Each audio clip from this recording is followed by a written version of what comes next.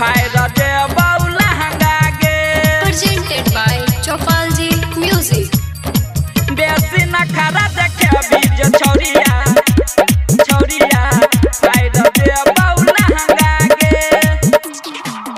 हेगे छोड़े गे दरभंगा छोड़े सहरसा चले छे पूरा बिहार में चर्चा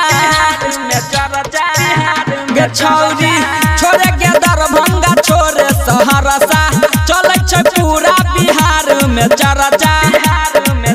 जत जाय छियै होय छै दंगा गे छियै हम चौपाल जी के बेटा लिहा नहीं हमारा से पंगा गे बेसी न खरा देखे ब्याज छौरिया फायदा दे बौला हंगागे बेसी न खरा देखे ब्याज हमारा फायदा दे बौला हंगागे फायदा दे बौला हंगागे बेसी न खरा देखे बीज छौरिया फायदा दे बौला हंगागे हेगे हम अपन रंगबाजी देखेबो गोली के नक पर रात भर नाचेबो ये छौरी हम अपन रंगबाजी देखेबो गोली के नक पर रात भर नाचेबो आगार देबो हम अपन झंडा गे छियै हम चौपाल जी के बेटा लिहा नहीं हमारा से पंगा गे बेसी न खरा देखे ब्याज छौरिया फायदा दे बौला हंगागे बेसी न खरा देखे बही जे हमारा फायदा दे बौला हंगागे फायदा दे बौला हंगागे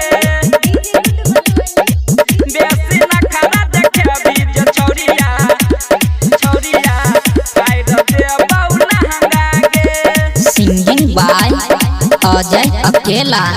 साथ हमर छै यहिर बाबुआन गे जाने छै सब चौपाल जी के नाम गे पाल जी के नाम गे पाल जी के नाम गे साथ हमर छै यहिर बाबुआन गे जाने छै सब चौपाल जी के नाम गे पाल जी के नाम आ अजऊ में छै बड़का लो फंगा गे छियै हम चौपाल जी के बेटा लिहा नहीं हमारा से पंगा गे बेसी न खरा देखे बही जे छौरिया फायदा दे बौला हंगागे बेसी न खरा देखे ब्याज हमारा फायदा दे बौला हंगागे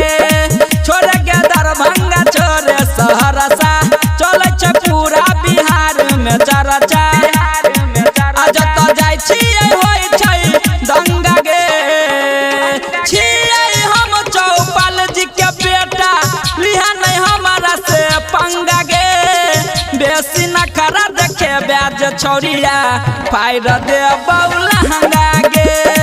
बेसी न खरा देखे बही जे हमारा फायदा दे बौला हंगागे बुझ गेली।